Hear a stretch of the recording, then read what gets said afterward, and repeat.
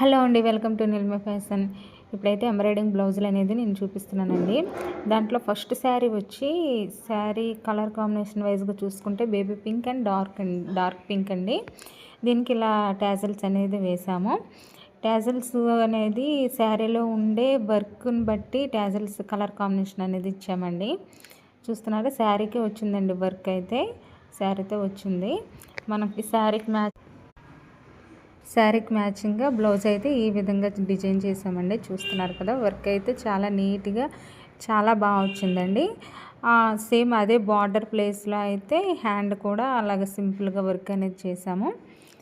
చూస్తున్నారు కదా, blouse colour combination వైజ్గా చూసుకుంటే చాలా బాగా వచ్చింది. అలాగే శారీకి మ్యాచ్ అయ్యే విధంగా బార్డర్కి మ్యాచ్ అయ్యే కలర్స్ అనేది తీసుకొని వర్క్ చేసామండి. చూడండి, ఓవరాల్గా లుక్ అయితే హ్యాంగింగ్స్ అయితే ఈ విధంగా ఉన్నాయండి. నెక్స్ట్ శారీ అండ్ బ్లౌజ్ వచ్చి చూసినట్లయితే ఈ డార్క్ అది వంకాయ కలర్ అంటారు కదండి, అది చిలకాకు పచ్చండి శారీ కలర్ కాంబినేషన్ అయితే. దీనికి వచ్చి ఈ విధంగా బ్లౌజ్ అనేది మనం బార్డర్ కలర్ తీసుకొని ఆఫ్ అనేది వర్క్ అనేది చేసాము. చూస్తున్నారా, ఫినిషింగ్ వైజ్గా చూసుకున్నట్టయితే బాగా వచ్చిందండి. బ్లౌజ్ కలర్ కాంబినేషన్ చూడండి. హ్యాండ్ కూడా ఫుల్ లెంత్ అండి, ఎల్బో హ్యాండ్స్ లుక్ వైజ్గా చూసుకుంటే ఈ విధంగా ఉంది. శారీకి అయితే ఫుల్ మ్యాచ్ అయింది చూడండి.